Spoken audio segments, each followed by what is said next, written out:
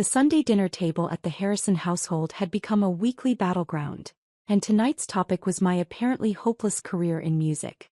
Dad sat at the head of the table, carving the roast beef with surgical precision while delivering his latest lecture on practical life choices. "Alex, you're 29 years old," he said, not looking up from his methodical slicing. "It's time to put away childish things and focus on building a real future." My stepmother Linda nodded enthusiastically from her position at Dad's right hand. "Your father's absolutely right, sweetheart. Music is a lovely hobby, but it's not a sustainable career path." My half-brother Marcus, home from his first year at business school, leaned forward with the authority of someone who'd just completed Economics 101. "Dad, maybe Alex could start in an entry-level position at Harrison Electronics. Learn the business from the ground up." Dad's company, Harrison Electronics, manufactured components for industrial automation systems. He'd built it from a small repair shop into a mid-sized operation with 47 employees and annual revenues around $8 million. It was solid, respectable work. The kind of business that provided steady employment and reliable profits. It was also, according to Dad's frequent reminders, a real business unlike my music hobby. "That's actually a good idea," Dad said, finally looking up from the roast. "I could start you in quality control, maybe move you into customer service after 6 months. Give you a chance to understand how actual business works." "Quality control sounds perfect," Linda added. "Regular hours, steady paycheck, health benefits. All the things musicians don't get." I took another bite of mashed potatoes and let the conversation flow around me. These family dinners had become exercises in patience over the past 2 years. Ever since I'd graduated from Berklee College of Music and decided to pursue recording and production full-time. "The thing is, Alex," Marcus continued, warming to his role as the family business consultant, "the music industry is essentially a lottery system. A tiny percentage of people make significant money and everyone else struggles." "Exactly," Dad agreed. "It's not like manufacturing where there's consistent demand, predictable profit margins, reliable growth." My sister Emma, who was 16 and still believed that following your dreams was possible, tried to offer support. "But Alex is really talented. And didn't you say your studio has been busy lately?" Dad waved dismissively. "Busy doesn't mean profitable, Emma. Alex might be recording local bands and doing some production work, but that's not the same as running a real business with employees, overhead, and actual revenue." "How much do you typically make in a month from your music work?" Linda asked with the tone of someone conducting a financial intervention. I considered the question while chewing slowly. Last month, Harmony Records, the label I'd started 3 years ago, had generated about $2.7 million in revenue from our roster of artists, streaming royalties and licensing deals. But that wasn't information I'd chosen to share with my family. "It varies," I said simply. "See." Dad pointed his fork at me triumphantly. "Variable income is not a foundation for adult life. You need consistency, security, a career path with advancement opportunities. Plus benefits," Linda added. "Medical insurance, retirement planning, paid vacation. These things matter when you're thinking about starting a family someday." Marcus nodded sagely. "The music industry is also being disrupted by technology. Streaming services, artificial intelligence, changes in consumer behavior. It's not a stable sector for long-term career planning." I almost smiled at that analysis. Marcus had clearly been reading business publications and was eager to demonstrate his newfound expertise in market dynamics. "Whereas industrial electronics," Dad said, "that's a growth industry. Manufacturing is coming back to America. Companies need automation systems, quality control equipment, precision components. Harrison Electronics is perfectly positioned for the next decade," Marcus agreed. "Dad, you should show Alex the quarterly reports. The growth trajectory is really impressive." "I'd be happy to," Dad said. "Alex, you could learn a lot about business fundamentals by studying how we've grown from a 2-man operation to what we are today." My phone buzzed with a text message. I glanced at it and saw it was from David Chin, my business manager at Harmony Records. "Alex, the Harrison Electronics acquisition just got final legal approval. All papers signed. Congratulations on your newest subsidiary." I felt that familiar flutter of satisfaction mixed with anticipation. The Harrison Electronics acquisition had been in development for 4 months. ever since we'd identified Dad's company as a strategic addition to our growing portfolio of manufacturing investments. Sorry, I said, setting my phone aside. Work message. Work? Dad asked skeptically. What kind of work emergency do musicians have on Sunday evening? Just some business details to sort out. Linda exchanged a meaningful look with Dad. Sweetheart, we're not trying to diminish what you do. But maybe it's time to think about what business means in a traditional sense. Traditional business, Marcus explained helpfully, involves scalable revenue models, predictable cash flow, tangible assets, and clear growth strategies. I nodded politely while he continued his lecture on business fundamentals. Take Dad's company, for example. Harrison Electronics has real assets. Equipment, inventory, customer contracts, intellectual property. It generates consistent revenue through established relationships with industrial clients. Exactly, Dad said. That's what I've been trying to explain to you, Alex. Music might be personally fulfilling, but it doesn't create lasting value the way manufacturing does. Emma made another attempt to defend me. But Alex has won some awards, right? For production work. Awards don't pay the mortgage, Dad replied. I'm sure Alex is talented, but talent without business acumen doesn't lead to financial security. That's why working at Harrison Electronics would be so educational, Linda suggested. Alex could learn how real businesses operate while still pursuing music as a side interest. My phone started ringing. The caller ID showed Michael Torres, Corporate Development. Michael was my head of acquisitions at Harmony Holdings, the investment arm of Harmony Records. We'd been expanding beyond music into other industries, particularly manufacturing companies that could benefit from our capital and management expertise. I should take this, I said, standing up from the table. Alex, we're in the middle of family dinner, Dad said with mild irritation. I know, but it's important. I'll just be a minute. I stepped into the kitchen to answer the call. Michael, what's the status on the Harrison deal? Everything's finalized. We officially own Harrison Electronics as of 5 p.m. today.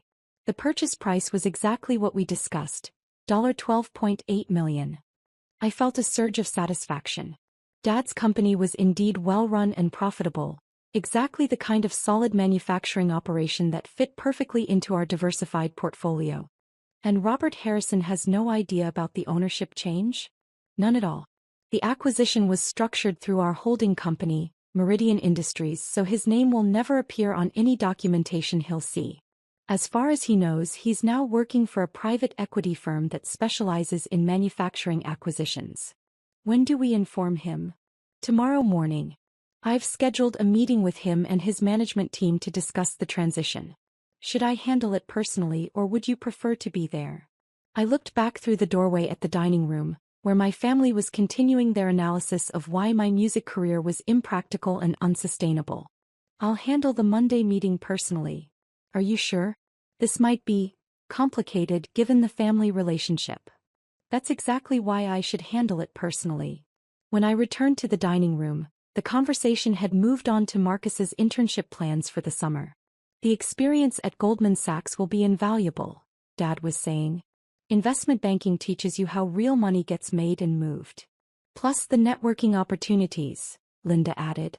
Marcus will be meeting people who actually understand high-level finance. I sat back down and resumed eating while listening to their discussion of Marcus's bright future in traditional business. Alex, Dad said, turning his attention back to me, have you given any more thought to my offer? Which offer? Working at Harrison Electronics. Starting in quality control, learning the manufacturing business. I appreciate the offer, Dad. But I'm pretty committed to my current projects. Dad set down his knife and fork with the deliberate patience of someone preparing to deliver hard truths. Alex, I love you and I want what's best for you. But commitment to projects that don't generate real income isn't the same as building a career. Dad's right, Marcus said. Opportunity cost is a real factor here. Every year you spend pursuing music is a year you're not building equity in a traditional career. Plus, Linda added, you're not getting any younger. At some point you need to think about long-term security. My phone rang again. This time the caller ID showed Robert Harrison, Harrison Electronics. I looked at Dad, whose expression changed from patient concern to confusion. Alex, why is my office calling you? I have no idea. But I did have an idea. Michael had probably accelerated our timeline and was already reaching out to Dad about tomorrow's transition meeting. Answer it, Dad said. Find out what they want. I answered the call, putting it on speaker so the family could hear. Hello, Mr. Harrison. Alex, thank you for taking my call. I'm calling about a meeting tomorrow morning regarding some changes at Harrison Electronics. Dad's fork stopped halfway to his mouth. Changes. Mr. Harrison, this is Robert Harrison. You're on speaker with my family. What kind of changes? Oh, hello, Robert. Well, we've been acquired by an investment firm called Meridian Industries. They want to meet with all key personnel tomorrow to discuss the transition. Acquired. Dad's voice was barely audible. Yes. It happened very suddenly. Apparently, they've been researching our company for months and made an offer we couldn't refuse. Dad looked at me across the table, his expression a mixture of confusion and dawning concern. How much did they offer? Marcus asked. $12.8 million. All cash, no financing contingencies. Linda gasped audibly. Marcus dropped his fork entirely. $12.8 million? Dad repeated slowly. It's actually quite generous, given our size and market position. The acquiring firm specializes in growing mid-sized manufacturing companies. Who owns this Meridian Industries? Dad asked. That's the interesting part. It's owned by someone in the entertainment industry. Apparently, they've been diversifying into manufacturing as a long-term investment strategy. I felt my stomach drop. Michael had clearly decided to accelerate the revelation timeline. Someone in entertainment? Dad's voice was getting higher. Yes. The representative I spoke with mentioned that the owner has deep roots in music and recording, but also understands manufacturing and traditional business. Dad was staring at me across the table with an expression I'd never seen before. Mr. Harrison, Dad said carefully, who exactly owns Meridian Industries? Well, Robert, that's actually why I'm calling Alex.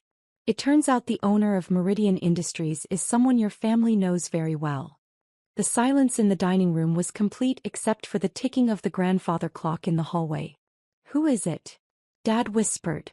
Your daughter, Alex Harrison. She owns the company that just acquired Harrison Electronics.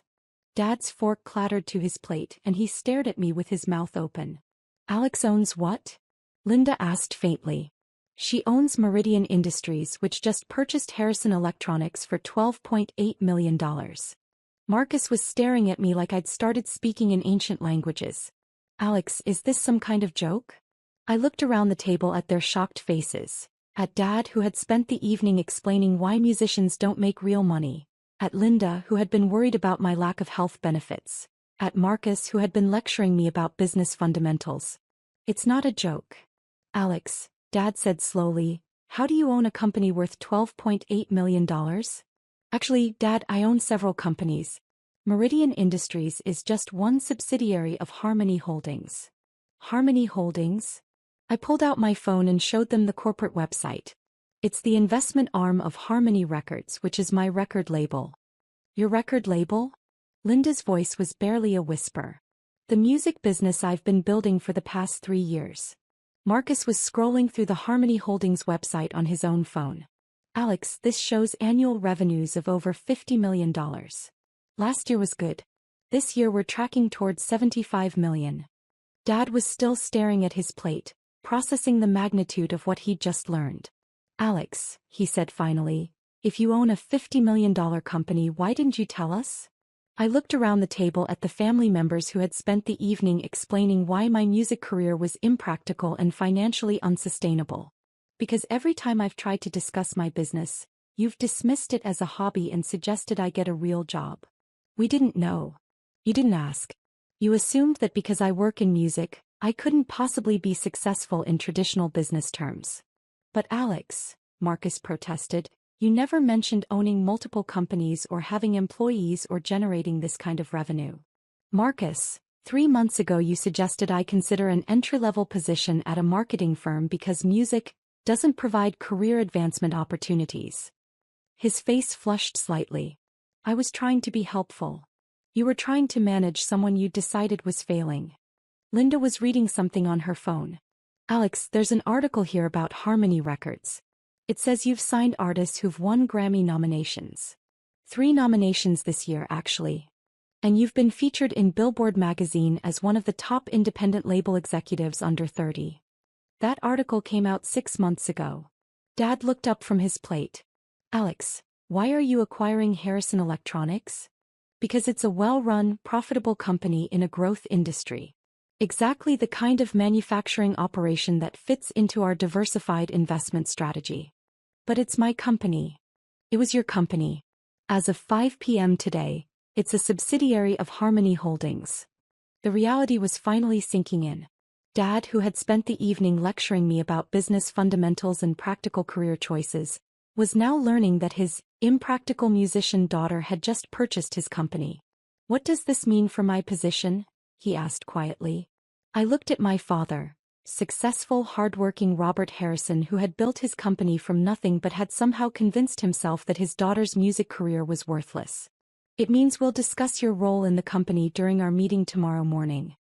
Our meeting? At 9 a.m. The Harmony Holdings conference room downtown. We'll be reviewing the transition plan and discussing management structure. Management structure? Dad, you'll still run day-to-day operations, but you'll be reporting to the new oversight team I'm installing. Marcus was still reading articles on his phone. Alex, it says here that you own a recording studio complex worth $8 million. $9.2 million, actually. We expanded last year. And you have distribution deals with major streaming platforms. And physical distribution through traditional retail channels. Linda looked up from her own phone. Alex, this article says you've been invited to speak at industry conferences about the future of independent music business. I spoke at 3 conferences this year. About business strategy and revenue diversification. The music industry has become very sophisticated in terms of multiple income streams and investment opportunities. Dad was quiet for a long moment, staring at his dinner as he processed this complete revision of his understanding of my career. Alex, I feel like an idiot. You're not an idiot, Dad. You just didn't have complete information. I've been lecturing you about business success while you were building something I couldn't even comprehend. You've been trying to look out for me based on what you thought you knew about the music industry. What I thought I knew was apparently completely wrong. Marcus looked up from his phone. Alex, this article says Harmony Records has been approached by major labels about acquisition offers. Several times. We've declined. Why? Because independence gives us more creative control and better profit margins. But surely the offers were substantial? I considered how much to reveal. The largest offer was $47 million. The number hit the dining room like a physical force. Emma actually dropped her water glass. $47 million? Dad asked weakly. For just the record label portion of the business. They weren't interested in the manufacturing investments or studio properties. Linda was staring at me like I was a completely different person. Alex, if someone offered you $47 million for your company, why do you still drive that old Honda? I looked around the table at their confused faces. Because the car works fine and I'd rather invest the money in growing the business than in luxury items. But you could afford. I could afford a lot of things.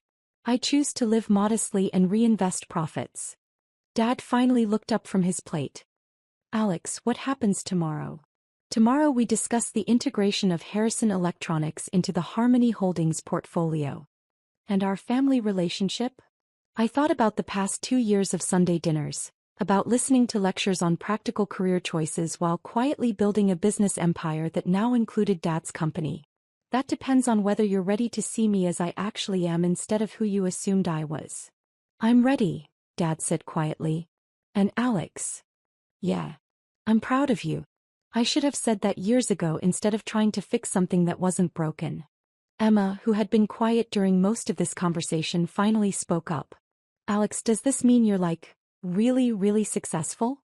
I smiled at my little sister. I'm successful by any measure you want to use them, including the traditional business measures Dad and Marcus have been talking about. That's so cool. What's cool is that you never doubted it, even when everyone else was trying to convince me to give up. Later that evening as I was leaving for home, Dad walked me to my Honda. the same modest car that had been evidence of my financial struggles. Alex, can I ask you something? Sure. When you acquire Harrison Electronics tomorrow, what are your plans for the company? I plan to expand the operations, invest in new technology, and probably double the workforce within 3 years. You're not going to shut it down or sell off the assets? Dad, I don't buy companies to destroy them.